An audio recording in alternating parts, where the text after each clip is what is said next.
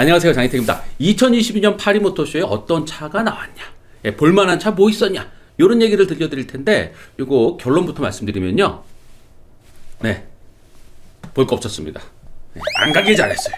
미디어 오토.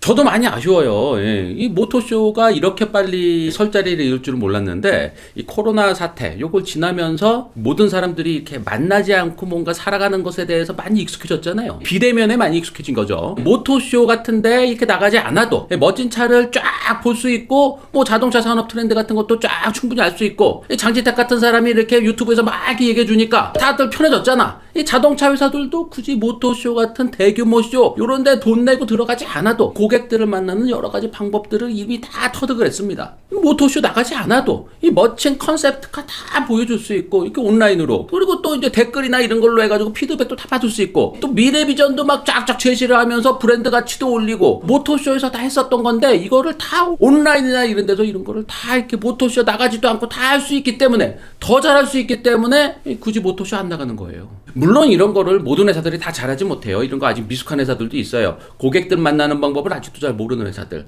작은 회사들, 주로 중소기업, 이런 회사들 모터쇼 나가야지 이렇게 좀 기사도 좀 나오고 좀 이른단 말이에요. 그리고 이 새로운 시장을 딱 진입하는 회사, 다른 나라에 있었는데 갑자기 유럽 진출한다, 미국 진출한다, 이런 회사들, 이렇게 새로운 시장으로 쭉 나가려고 그럴 때는, 이런 데는 모터쇼가 아주 좋은 기회죠. 이번에 유럽에 첫 진출하겠다라고 선언하는 중국 전기차 회사 BYD, 그리고 오라, 그리고 베트남 전기차 회사 빈페스트, 이 회사들이 이제 파리모터쇼에 꽤 큰 부스를 마련한 게 이런 이유입니다. 유럽 진출하는데 온라인으로 이렇게 알리는 것보다는 파리모터쇼에 딱 나가서 파리에 있는 기자들, 아니면 파리에 찾은 기자들이 막 기사도 써주고 뭐 이러면서 유럽 진출을 딱 알리는 거, 요런 게 필요하다는 거죠. 이번에 파리모터쇼에는 조금조금한 회사들도 꽤 많이 나왔어요. 유럽 지역의 전기차, 모빌리티 관련 스타트업 회사들이라든지, 유럽에는 코치빌더 같은 그 소규모 회사들도 많고 거든요. 이런 회사들도 파리모터쇼에 이렇게 신기한 차들 갖고 많이 나왔더라고요.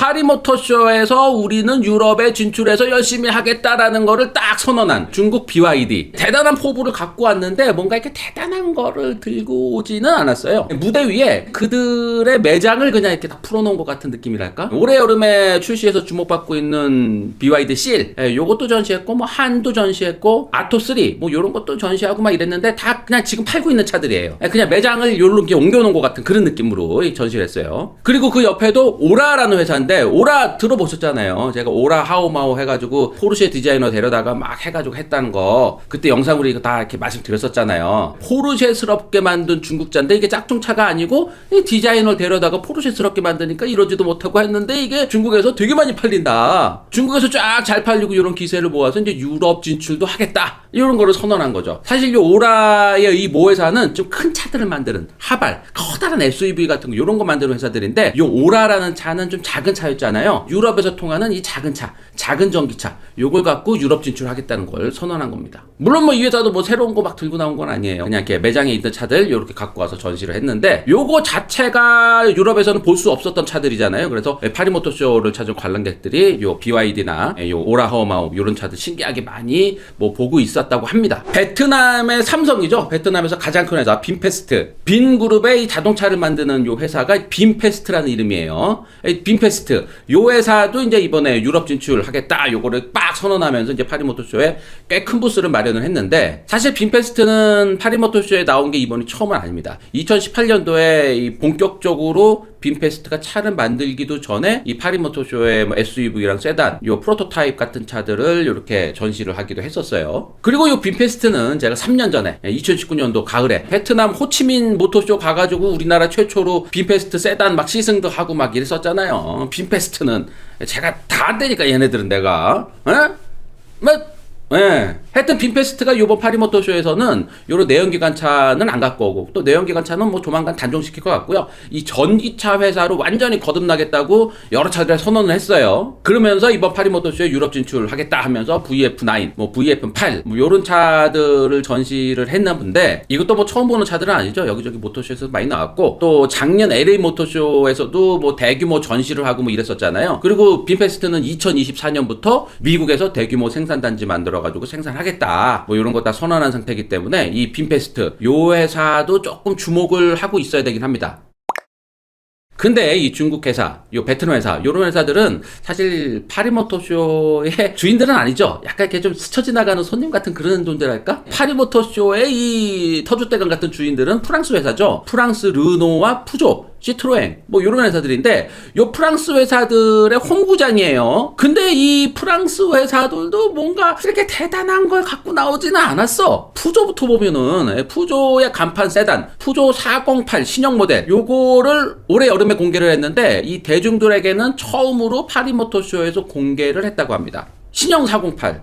근데 이게 세단 스타일이 아니고 패스트백 스타일로 뒤를 아주 날렵하게 그리고 직선을 과감하게 팍팍팍팍 써가지고 이렇게 아주 강렬하게 보이긴 하는데 요거 전기차는 아니에요. 뭐 플러그인 하이브리드나 뭐 130마력 정도 되는 가솔린 엔진 이렇게 들어가 있다고 하는데 요거 외에는 딱히 신차를 전시하지는 않았습니다. 2208, 2308 같은 뭐 전기차 같은 거 요 무대에다가 조금 갖다 놓은 것 같고요. 그리고 내년에 르망 24시 경주에 나갈 예정이라고 하는 하이브리드 경주차 9X8, 9X8 요거를 전시를 했는데 요 경주차도 뭐 이번에 처음 공개된 건 아니에요. 지난 5월달에 일단 온라인으로 여기저기 공개했었던 차인데 이제 요거를 파리모터쇼에 전시를 한 겁니다. 시트로엥은 나오지 않았는지 모르겠는데 뭐 시트로엥 소식은 별로 없고요. 요 DS 브랜드도 푸조랑 뭐 크게 다르지 않아요.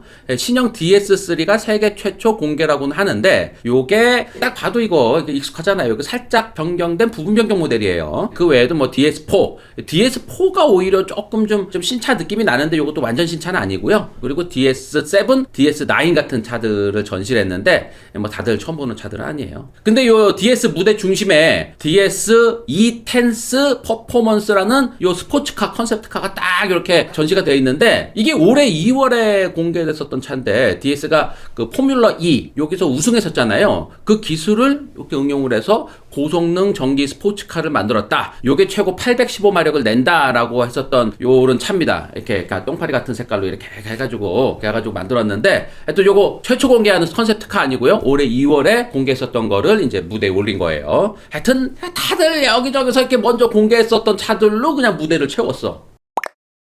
자, 근데 르노가 이번 파리모터쇼 분위기를 주도하고 있습니다. 르노는 푸조랑 DS 뭐 이런 거랑 달리 세계 최초 공개 이런 것들을 이렇게 큼직큼직하게 이렇게 많이 공개를 했어요. 게다가 르노가 파리모터쇼에서 이제 가장 큰 면적의 부스를 이렇게 딱 꾸몄고요. 거기에 이제 세계 최초로 컨셉트카를 짠 하고 공개를 했는데 르노 포에버 트로피 컨셉트카. 이게 아마 파리모터쇼에서 가장 주목받는 컨셉트카일 거예요. 일단 세계 최초로 파리모터쇼에서 딱 이렇게 나온 차고요. 그리고 딱 보면은 좀 멋있잖아 이게 딱 눈에 딱 띄고 그리고 얼굴은 상당히 순진하게 생겼잖아요. 그리고 뭐 차체 실루엣이나 이런 거 봐도 별 장식 같은 건 없는데 그걸 아주 터프하게 잘 꾸몄어요. 근데 이건 그냥 디자이너들이 예쁘게 꾸미려고 막 이렇게 꾸민 게 아니고 여기 스토리가 있어요. 지난 60년간 800만 대 넘게 팔린 르노를 대표하는 르노4를 오마주한 컨셉트카예요. 르노4는 단종된 지 30년이 지났어요. 근데 아직 세계 곳곳에서 특히 이 프랑스 도시도 그렇지만 프랑스 시골 여기서 아직도 많이 굴러다니는 차예요. 프랑스의 외곽으로 이렇게 좀 여행하셨던 분들은 이 르노4를 많이 보셨을 거예요. 프랑스 곳곳에서 아직도 꾸준히 일을 많이 하고 있는 그런 차입니다. 딱 보면 그냥 아주 순진하게 그냥 일 잘할 것처럼 생겼고 멋 절대 부리지 않고 그냥 일 열심히 하게 생긴 그냥 진짜 건실한 청년처럼 생긴 차야. 1961년도에 처음 나올 때부터 프랑스 산업화 또 프랑스의 시골에서부터 도시에 이렇게 걸쳐서 여러 가지 일을 열심히 했었던 프랑스 사람들의 필수품처럼 쓰였던 차예요. 열심히 일했던 차를 오마주한 컨셉트카에서 여기저기 기능적인 것들을 극도로 부각시킨 디자인이 특징입니다. 타이어부터가 좀 특이하잖아요. 이 스스로 공기압을 조절하는 장치가 내장된 거예요. 지붕 위에 스페어 타이어 올렸고 오프로드 달릴 때 이렇게 또랑 같은 거 건널 때 이렇게 쓰는 그런 와플보드랑 삽 같은 거를 이렇게 뒤에다 딱 붙였고 하여튼 요거는 영상을 별도로 해서 만들어서 보여드려야 될 것 같아요. 일단 여기까지만 일단 요거는 끊고 이거 스토리가 상당히 드라마틱합니다. 르노의 시닉 비전 컨셉트카 요것도 새로 전시를 했는데 이 기존의 시닉 비전 컨셉트도 공개는 됐었어요. 근데 그때는 이제 검은색으로 공개가 됐었는데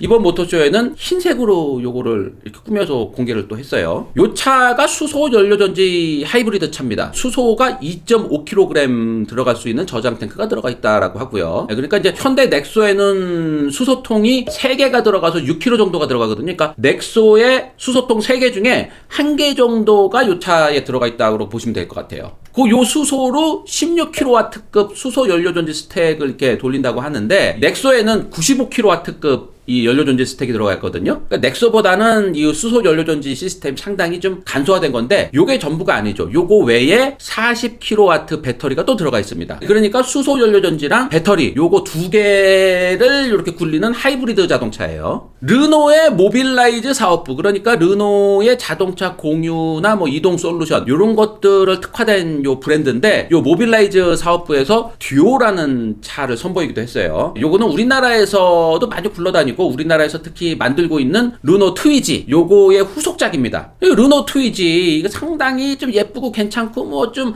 뭐 요런데 이게 유리창이 이렇게 없어. 이렇게 막 달리면은 막 바람 막 들어오고 막 비바람 들어오고 막, 그래서 이걸 자동차라고 하기에는 그냥 오토바이 대용 정도로밖에 뭐 볼 수가 없거든요. 근데 요 듀오 요거는 유리창이 다 막혀 있습니다. 유리창으로 싹 막은 거 요거를 해결한 것만으로도 요거는 좀 살만한 차가 될 것 같습니다. 요거 우리나라에 들어오면은 요거 저희 사겠습니다. 요거 이거 외에 르노 R5 요 전설적인 르노의 차죠. 요 R5의 이 디자인을 되살린 르노 5 컨셉트카, 요거는 작년 1월에 공개되면서 그때 당시 화제가 막 됐었던 요런 차인데, 이거는 정말 다시 봐도 멋져요. 르노는 이런 헤리티지가 아주 풍부한 브랜드이기 때문에 예전 차들이 이렇게 헤리티지로 해가지고 리트로 디자인으로 딱 해가지고 하면은 언제나 멋있는 것 같아. 이거 외에 르노의 동유럽 브랜드라고 해야 되나요? 다치아, 여기서도 멋진 컨셉트카 한 대를 만들어서 무대에 딱 올렸는데, 매니페스토 컨셉트 요 차도 한 달 전에 온라인으로 사전 공개가 됐었던 차예요. 실물로는 이번 파리 모터쇼에서 처음으로 전시되고 있습니다. 이 차 자체가 아주 실험적이죠. 앞유리도 없고 뭐 옆문짝도 없고 플라스틱으로 요 차체를 만들었다고 해요. 당연히 전기차인데 뗐다 붙였다 할 수 있는 요 탈착식 배터리가 내장되어서 이 가족용 전기로도 충전이 가능하다고 합니다. 험로를 달릴 수 있는 험로 전용 컨셉트카인데, 이 모험가 탐험가를 위한 자동차라고 해요. 이 차의 쓰임이 뭐 어쩌고 저쩌고 하는 것보다는 이 차의 스타일이나 아이디어 요 디테일 같은 게 아주 멋진 것 같아요. 요 앞모습 보면은 이렇게 약간 비대칭이잖아요. 요쪽에는 요 램프 달려있고 이쪽에는 뭐 고리 같은 거 달려있고, 이렇게 비대칭으로 이렇게 디자인을 하면은 상당히 기능적으로 보입니다. 이런 것들 다 아는 디자이너들이 디자인을 한 거죠.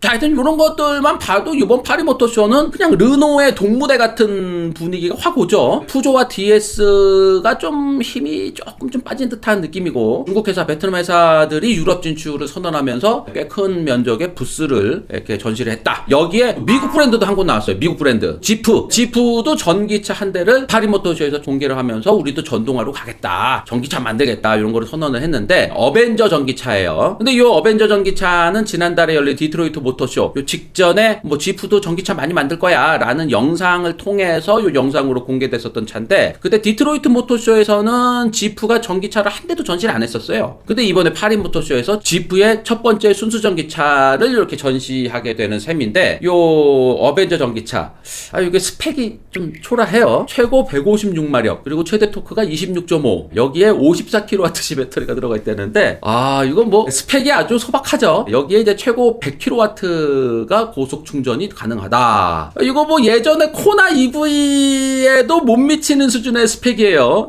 파리 모터쇼 최초 공개 전기차인데 이게 무슨 코나 EV 시절보다도 안 돼. 이게 마지막에 힘이 쫙 빠지네. 그냥 뭐 진짜 좀 적나라하게 얘기해서 별 볼 거 없는 모터쇼가 돼버렸어요. 이게 세계 4대 모터쇼 중 하나였던, 세계 최고 수준의 모터쇼였던 이 파리 모터쇼의 현재 모습입니다. 마지막에 힘이 딱 빠질 거네. 하여튼 오늘 뭐 파리 모터쇼 얘기는 여기까지만 들려드리겠습니다. 고맙습니다. 미디어 오토. 미디어 오토. 미디어